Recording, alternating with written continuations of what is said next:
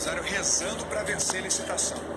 Já no Tocantins, uma mulher pediu a Deus para não participar de licitações. O repórter secreto do Fantástico vai contar essa história na capital Palmas, onde o cabeça da Agência de Obras do Estado está sendo acusado de usar a esposa e a filha para fraudar contratos de mais de 50 milhões de reais. E no meio de tudo isso, a polícia encontrou com os suspeitos um caderno com orações, conversas de corruptos com Deus em busca do perdão divino.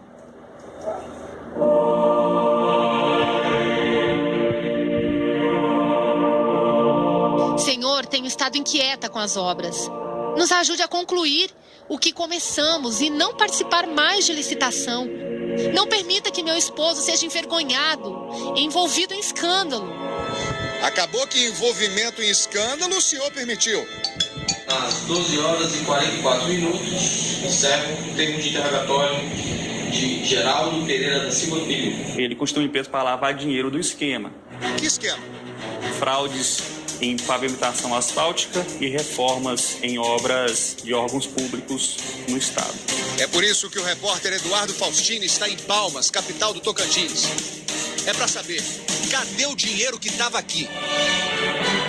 As orações que você está vendo estão num caderno apreendido pela Polícia Civil na casa de Geraldo. Geraldo foi superintendente de operação e conservação da AGETO, Agência Tocantinense de Transportes e Obras, que está submetida à Secretaria de Infraestrutura do Estado. Segundo as investigações, o caderno é da mulher de Geraldo, Rosivânia. Você vê a própria esposa do ex-superintendente de obras pedindo a Deus que faça com que eles tenham a consciência da gravidade dos atos que eles praticam. Somos corruptos e ladrões e queremos justificar nossos pecados. Segura aí que essa história tem um monte de rolo. Rolo número 1. O núcleo operacional desse grupo criminoso era liderado pelo superintendente da AGETO, o qual constituiu uma empresa em nome da filha para centralizar os recursos de origem ilícita. A empresa de Maria Fernanda, filha de Geraldo e Rosivânia, se chama Proplan. A polícia diz que dinheiro de 2 contratos, que somam 50 milhões de reais, foi desviado para essa empresa. O primeiro contrato de reformas de órgãos públicos, onde tem como contratada a empresa Prime Construções, e o outro contrato de fornecimento de pavimentação asfáltica, que é a Brasil Pavimentações. A Proplan, ela seria uma empresa que centralizava a lavagem do dinheiro, onde ela recebia recursos sem qualquer tipo de justificativa, tanto da Prime Construções como da Brasil Pavimentações. Segundo as investigações, essas empresas são esquisitas.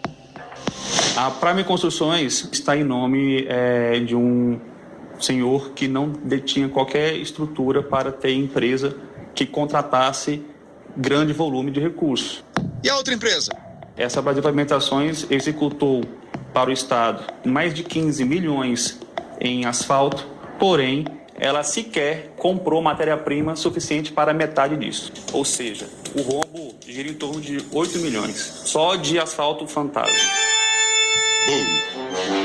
Rolo número 2. Entra na história mais uma empresa, ALSD. No papel, a sede dela fica aí. Mas essa ALSD... é do laranja dele. Seu Geraldo. Sim, aí onde foi que eu fui envolvido foi aí, nessa parte.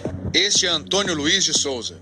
No papel, ele e a esposa Delcida são os donos da ALSD. Sempre trabalhei de pedreiro, pintor, e abri essa empresa, não tinha capital. E procurei um sócio investidor, né? Na verdade, a esposa dele que era cuidar da parte financeira, né? Quem? Dona Rosivânia. Antônio afirma que foi usado por Geraldo. Foi usado. O dinheiro era para fazer uma coisa e quando o dinheiro caiu na conta que era para fazer isso, ele pediu dinheiro para fazer outra coisa. A gente não sabe que para onde ele fez, o que ele fez com o dinheiro. E nem pagou pelo seu serviço. Não. A polícia descobriu que muito dinheiro entrava e saía numa boa. Há comprovantes de pagamentos de despesas pessoais de Geraldo, assim como comprovantes de transferências da conta da construtora ALSD para a conta bancária de sua esposa, a investigada Rosivânia Ribeiro Cunha Silva. O superintendente da AGETO usou toda a família no esquema criminoso. Se ter construtora não é algo que o Senhor tem para nós. Nos mostre claramente e testifique no coração do meu esposo. Por fim, rolo número 3. Os delegados dessa investigação foram removidos de seus cargos, antes mesmo de interrogarem os suspeitos que eles tinham acabado de prender. Fica claro que, em decorrência aí da prisão do superintendente de obras do Estado, houve um endurecimento na perseguição dos delegados de Polícia Civil. Para isso, eles removeram mais de 100 delegados no Estado inteiro, tentando disfarçar essa perseguição. Em nota, o governo do estado diz que a Polícia Civil conta com apoio irrestrito nas investigações das supostas irregularidades e que exonerou o servidor investigado e fortaleceu o combate à corrupção, criando a Diretoria de Repressão à Corrupção e ao Crime Organizado e a Divisão de Combate à Corrupção. O governo também afirma que a redistribuição dos delegados de Polícia Civil abarcou todas as unidades policiais da instituição e que as substituições não causaram prejuízo, pois todas as investigações da Polícia Civil são sempre acompanhadas pelo Ministério Público e submetidas à apreciação do Poder Judiciário. Mas o Ministério Público entrou com ação para impedir a remoção dos delegados. E nós esperamos que aqui no estado do Tocantins as instituições funcionem livremente. O repórter Eduardo Faustini tentou falar com a dona da Proplan, mas não teve retorno. A Prime diz que todos os serviços prestados são aferidos por meio de medições, tendo ainda os pagamentos registrados na forma exigida pela lei.